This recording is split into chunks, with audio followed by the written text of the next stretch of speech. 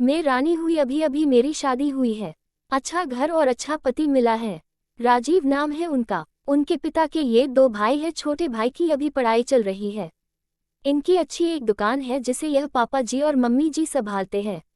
शादी को अभी मेरे 10 दिन ही हुए हैं और मैं अपने आप को बहुत खुशकिस्मत मानती हूँ क्योंकि मुझे बहुत प्यार करने वाला पति नसीब हुआ है। सास और ससुर तो पति से भी अच्छे हैं। अभी अभी शादी हुई तो ज्यादातर घर पर ही रहते हैं। दुकान अभी पापा और मम्मी संभाल रहे हैं। शादी को अब 1 महीना हो गया था। इनका अभी भी दुकान पर जाना वैसा शुरू नहीं हुआ। कुछ देर के लिए जाते और फिर वापस आ जाते। सुबह पापा जी ही जल्दी उठकर दुकान खोलते और देर रात तक वही दुकान पर बैठते थे। मम्मी जी उनके लिए खाना ले जाया करती थी। ये दिन भर मेरे पीछे ही घूमते। मैंने इन्हें बोला कि अच्छा नहीं लगता, अब आप रेगुलर दुकान पर जाना शुरू करिए वरना पापा मम्मी कहेंगे कि मैंने आपको कंट्रोल कर रखा है। उन्होंने बोला ऐसा कुछ नहीं होगा, वो सब बातें तुम मत सोचो। एक दिन हमारे कमरे की नल की टंकी खराब हो गई तो हमारे बाथरूम में पानी नहीं आ रहा था, तो मुझे नहाने के लिए हाल के बाथरूम में जाना पड़ा। मेरे पति तब सो रहे थे, मैं बाथरूम में नहाने गई। कुछ ही सेकंड के बाद वो भी उठकर दरवाजे के बाहर आ गए और बाहर से ही मुझे आवाज देते हैं, रानी तुम अंदर हो? मैंने बोला हाँ। अपने रूम में पानी नहीं आ रहा था इसलिए मैं बाहर आकर नहा रही हूँ। फिर जब तक मैं नहाकर वापस नहीं आई तब तक वो दरवाजे के बाहर ही खड़े रहे। ऐसा वो रोज करने लगे। एक दिन वो बाथरूम में नहा रहे थे तब कुरियर वाला आया। कोई था नहीं तो मैं रिसीव करने के लिए दरवाजे पर गई। मैं अभी उससे बात कर ही रही थी कि ये बाथरूम से टॉवेल में ही भाग कर आए। आते ही मुझे जोर से कहते हैं कि तुम अंदर जाओ।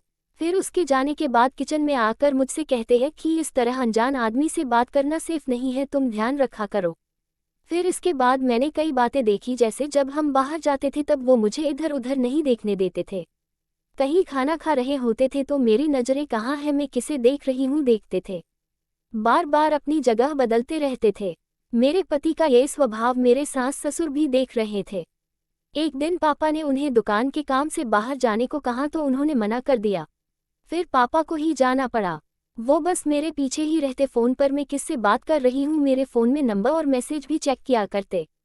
ये सब देखने के बाद मैंने सोच लिया कि अब उनसे बात करनी होगी। इसलिए फिर एक रात मैंने उनसे कहा कि आपको मैं कैसी लगती हूँ? वो बोले बहुत अच्छी। मैंने कहा आप मुझ पर विश्वास करते हैं? वो बोले क्यों, क्या हुआ? मैंने कहा कि आप जो ये सब कर रहे हैं ये ठीक नहीं लग रहा है। मैं चाहती थी कि मुझे बहुत प्यार करने वाला पति मिले, आप बिल्कुल वैसे ही हो जैसा मैंने सोचा था, लेकिन आप बहुत ज़्यादा पैसेसिव हो। क्या आप मुझ पर शक करते हैं? क्या आपको लगता है मैं आपका भरोसा तोड़ूंगी? वो बोले नहीं, ऐसा नहीं है। फिर मैंने कहा कि आपसे अच्छा पति मुझे नहीं मिल सकता, लेकिन आपको अपने पर थोड़ा नियंत्रण और मुझ पर विश्वास रखना होगा वरना यह आगे चलकर हमारे लिए ही झगड़े और लड़ाई का कारण बनेगा। मुझे पता है शायद आपको मुश्किल लगेगा, लेकिन आप थोड़ा थोड़ा बदलिए, मैं आपके साथ हूँ। वो बोले हाँ मैं कोशिश करूँगा।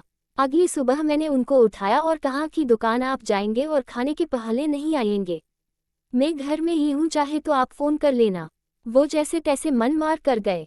कभी रूठ कर तो कभी प्यार से धीरे धीरे उनकी आदत में सुधारने की कोशिश कर रही हूँ। मैंने एक पत्नी ही अगर पति को नहीं समझेगी तो कौन समझेगा। बहुत हद तक मैंने उनका स्वभाव बदल दिया है। बात को बढ़ाना नहीं, बात को किस तरह से सुलझाया जाए ये सोचना चाहिए। हम दोनों में एक बात तय हुई कि हम एक दूसरे के मन में क्या चल रहा है हमेशा एक दूसरे को बताते रहेंगे। बात नहीं करना, अपनी बात मन में ही रखना ही किसी समस्या को जन्म देता है। आपको ये कहानी कैसी लगी कमेंट कर हमें ज़रूर बताएं। इसी तरह की कहानियाँ आप यहाँ पढ़ सकते हैं।